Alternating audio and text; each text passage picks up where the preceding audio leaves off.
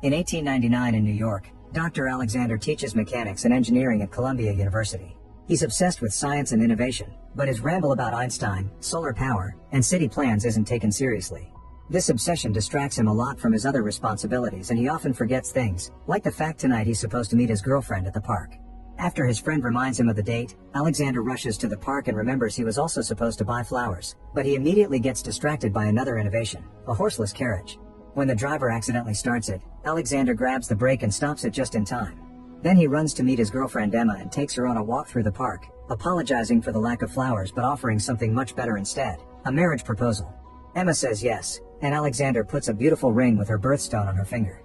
Suddenly the sweet moment is interrupted by an armed thief, who takes Alexander's wallet and tries to go for the ring too. Alexander tries to stop him, and in the struggle, the gun accidentally shoots Emma. As the thief runs, Alexander holds Emma close as she dies in his arms. For the next 4 years, Alexander is depressed and does nothing but work all day long, convinced that he can bring Emma back. His friends worry about him, but he ignores their concerns. One day, Alexander finally cleans up and reveals he's finished his latest invention, a time machine. He sits on it and immediately activates it, traveling back to the night of Emma's death. After a bright light surrounds him, he appears back in the park and sees Emma. He's missed her so much that he kisses her even though they're in public. Then he drags her out of the park to avoid the thief. They take a carriage to go downtown, and Emma reminds him he promised flowers, so Alexander enters a shop to buy them. At that moment, the horseless carriage causes an accident on the street and Alexander has to watch Emma die again. Later at the morgue, Alexander realizes that if he keeps going back he'll just see Emma die over and over, so instead he should travel to the future to see if advanced science can change the past. Once he returns to the time machine, Alexander starts it up and chooses to go to the future. As the machine glows again, he watches everything around him change, from the plants on his building to the clothing in the shops. Suddenly he accidentally drops the necklace with Emma's picture and fails to retrieve it, so the necklace also disappears through time. Eventually he makes it to the year 2030, and Alexander is amazed by the modern apartment buildings and screens everywhere. After a random person calls his suit retro, he goes to the New York Public Library, where he discovers books are relics that mustn't be touched. There are also a set of screens and a giant sphere battery that powers them to project Vox, a holographic librarian. Vox has access to every database on Earth, so Alexander asks him why he can't change the past, but Vox just says time traveling simply isn't possible and begins listing sci-fi works to the point he sings the soundtrack of famous movies. A frustrated Alexander returns to his time machine to go further into the future, but suddenly he feels some shaking and stops at the year 2037. He's shocked to see that the whole city has been destroyed, and soon he's found by soldiers who want to help him evacuate because the moon is breaking up.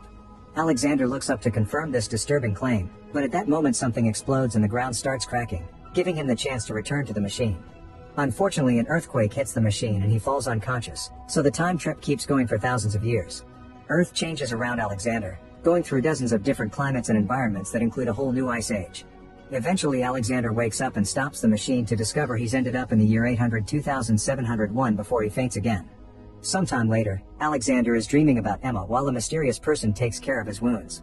When he finally wakes up, he sees a child called Kaylin watching him, but Alexander can't understand the language he speaks. Kaylin runs away and Alexander follows him, only to discover he's in a village built on a canyon. Then Kaylin yells a few words and all the villagers come to check on him, but the only one that can speak English is Mara, the woman that had been taking care of him and Kaylin's sister. The villagers wonder if they should throw Alexander into the river, so he tries to explain he comes from the past, but Mara translates it into Alexander being a wandering idiot that hit his head. Suddenly they hear a horn announcing it's time for bed, so Alexander goes with Mara and Kaylin to stay the night with them.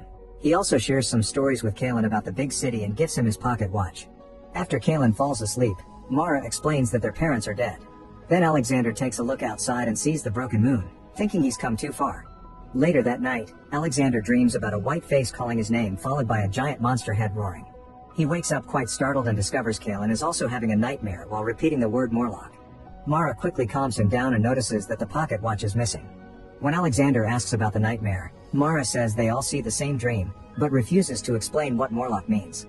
The next day, Mara shows Alexander the collection of building pieces they've collected from around the land. It's thanks to these pieces that they've been able to keep English around, and Mara has been trying her best to preserve the old culture by teaching others. On their way back, Alexander wonders why he hasn't seen old people, so Mara says they're all dead without explaining why. The rest of the villagers are currently working in the field with the help of windmills, but Mara drags Alexander away to show him where his time machine is. While Alexander gets the machine ready, Mara asks him to take Kaylin with him. Before she can explain why, she hears a noise and runs away to find her brother. Alexander follows her and discovers that the Morlocks are monstrous beings that hunt down the villagers. This is why there aren't any old people. They aren't fast enough to escape.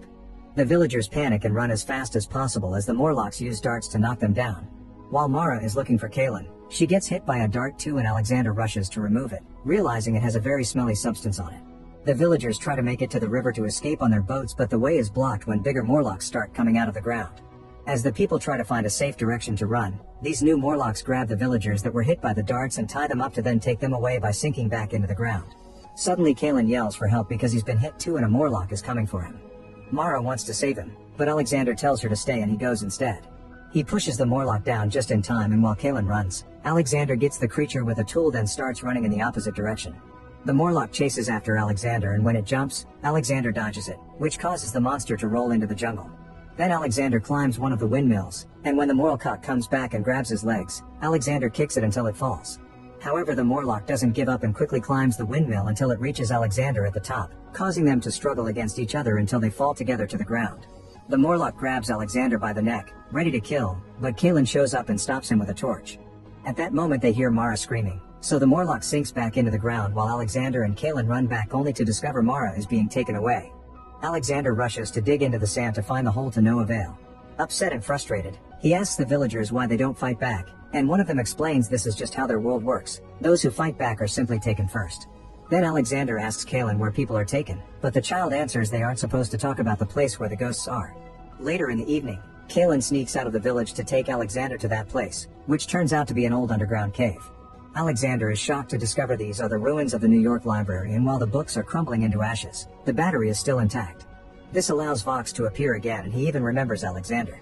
He explains that humans have evolved into two different species, the villagers that live above and the Morlocks that live underground.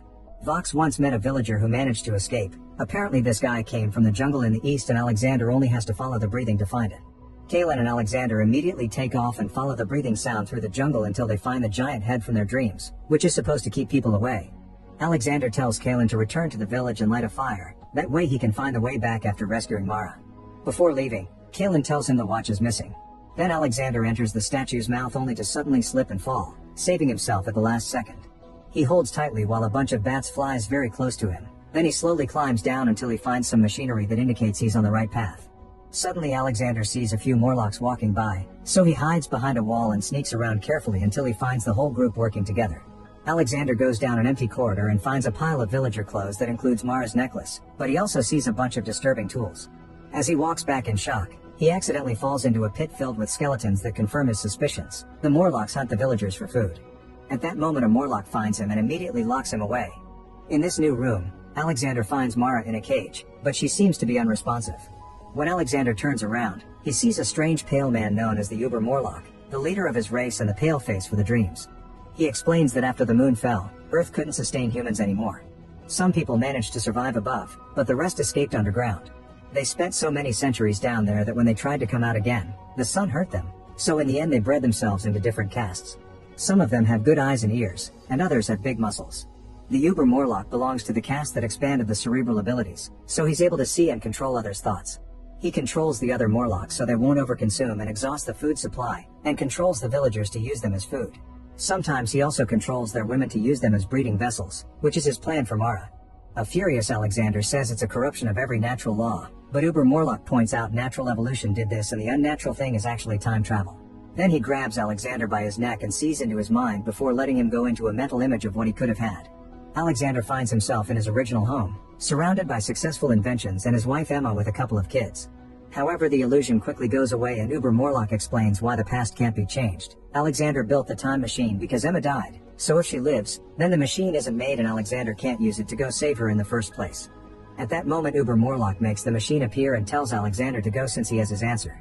Alexander sits in the machine, but before leaving, he asks Uber Morlock for the missing watch. When the guy comes closer to give it to him, Alexander grabs him, activates the machine, and starts fighting him. Alexander's hits aren't strong enough to hurt a strong creature like Uber Morlock, but at least he manages to disarm him when Uber Morlock reveals a knife. Then Alexander is grabbed by the neck again, so he hits the machine to make it lose steam, which hits Uber Morlock on the face and makes him fall. At the last second, Uber Morlock grabs Alexander's neck, but Alexander makes the machine go faster into the future and the hanging monster ages at a great speed until he's nothing but ashes. When Alexander finally stops the machine, he's billions of years in the future and discovers the Morlocks have ended all life on Earth. However, he doesn't give up. He goes back and saves Mara from the cage. Then he connects the time machine to the watch and activates it, blinding the Morlocks that are coming for them.